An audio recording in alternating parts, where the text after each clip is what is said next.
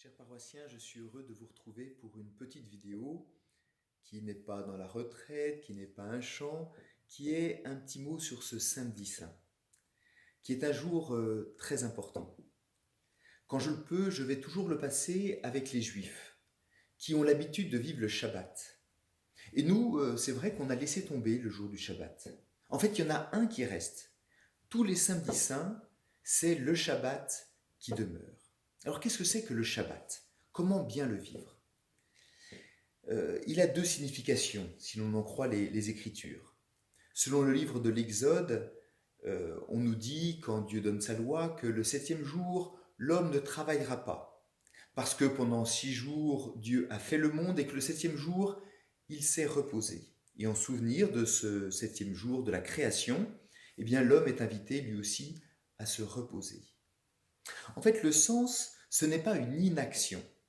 Le sens, c'est un achèvement. À vrai dire, le texte de la Genèse dit précisément que Dieu acheva la création le septième jour. Et donc ce repos est un repos de contemplation qui nous invite à achever tout notre travail.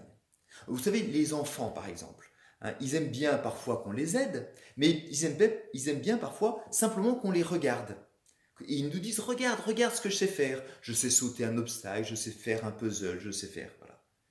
Il y a quelque chose comme ça dans la contemplation.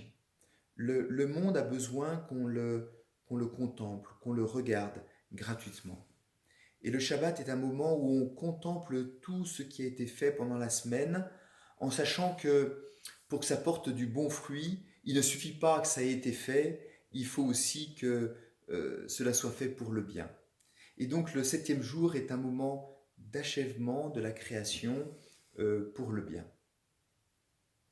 Un autre exemple aussi où on voit que le regard et la contemplation jouent, c'est quand face à une œuvre d'art. Le peintre dessine l'œuvre d'art et puis ensuite il la regarde, il la contemple. Et dans cette contemplation, il y a là aussi quelque chose de l'achèvement. Donc le Shabbat est d'abord un jour de repos qui n'est pas une inaction, mais qui est un acte d'achèvement de la création. Et si on prend du côté du Deutéronome, le sens Deutéronome qui veut dire deuxième regard sur cette loi, eh bien on voit que le repos du Shabbat signifie cette fois le souvenir où Dieu agit.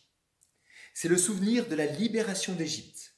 Et dans cette libération d'Égypte, Dieu a dit, tu ne feras rien, tu n'agiras pas, c'est moi qui fais tout, dit Dieu. Moi, je vais agir à main forte et à bras étendus. Et donc, selon ce deuxième sens du Shabbat, eh bien, le Shabbat représente au contraire l'action de Dieu, l'action que Dieu seul peut faire. On voit que Jésus, on a l'impression qu'il agit toujours le jour du Shabbat. J'ai un frère prêtre qui me disait, c'est marrant, on a l'impression que tous les miracles, Jésus s'arrange toujours pour que ça tombe le jour du Shabbat. C'est le signe qu'il est ce Dieu qui agit à main forte et à bras étendus. Et qui là aussi achève la création lorsqu'il rend la vue aux aveugles, lorsqu'il relève le paralytique, lorsque la main qui était paralysée est guérie, lorsque l'homme courbé se remet debout, etc.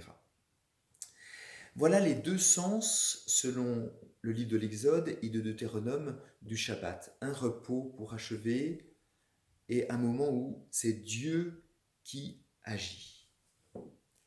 Le jour que nous vivons, le jour du samedi saint, vient voir se conjuguer vraiment profondément ces deux sens.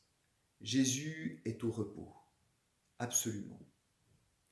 Il achève tout ce qu'il a fait. Lui-même a dit, tout est achevé sur la croix. Et on voit bien comment il entre, lui, dans le grand Shabbat de cette manière-là. Et en même temps, nous savons que c'est le jour où Dieu va faire se lever le 8e jour de la création. Lui seul pouvait faire cela. Il va vraiment agir à main forte et à bras étendus pour relever les morts, pour ouvrir les tombeaux, pour faire surgir la vie plus forte que la mort. Voilà le sens du Shabbat. C'est une dimension importante qui nous vient vraiment de toute cette grande tradition du peuple d'Israël. Il est important de ne pas passer à côté. Comment la vivre? La veillée pascale domestique qui vous est proposée sur le site internet vous permettra de vivre une veillée pascale un peu à la manière des Juifs. Mais vous pouvez aussi, peut-être à midi, prendre votre repas en silence. Le sens du Shabbat, c'est aussi de donner la parole au Seigneur. Le silence, c'est bien sûr faire s'abaisser les bruits du monde, faire s'abaisser les bruits de la radio. C'est aussi faire baisser les bruits de toutes nos idées, de tous nos sentiments, de tout ce qui occupe notre esprit, de tous nos soucis, pour laisser surgir une parole qui ne vient pas de nous, qui vient de Dieu, que Dieu veut nous dire.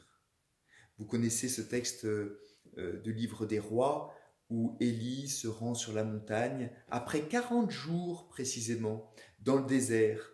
Hein, et il arrive à l'Horeb et il y eut un grand ouragan, il y eut un tremblement de terre, il y eut un grand vent. Mais Dieu n'était pas dans cet ouragan, dans ce grand vent, dans ce tremblement de terre. Et puis ensuite, nous dit le texte, il y eut rien. Il y eut, parfois on traduit une brise légère. C'est une mauvaise traduction. Mon professeur, il y a longtemps, le père Abadi, disait il faudrait traduire une voix de fin silence. C'est-à-dire, il y eut un silence. Et Dieu parla dans le silence. C'est-à-dire que Dieu n'est rien de ce monde. Dieu n'est rien de cosmique. Il est au-delà de toutes ces manifestations cosmiques. Il est dans le silence. Et là, il se donne. C'est très fort chez les Juifs, puisque vous savez qu'au milieu du temple, Dieu est présent dans le vide, entre les anges, entre les ailes des chérubins.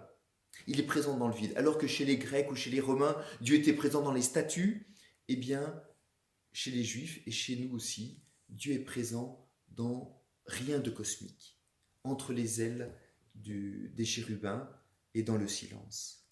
Et donc, prendre un temps de silence au jour du Shabbat, c'est entrer dans ce silence du repos qui achève, du moment où Dieu fait surgir une parole que nous n'avions pas imaginée.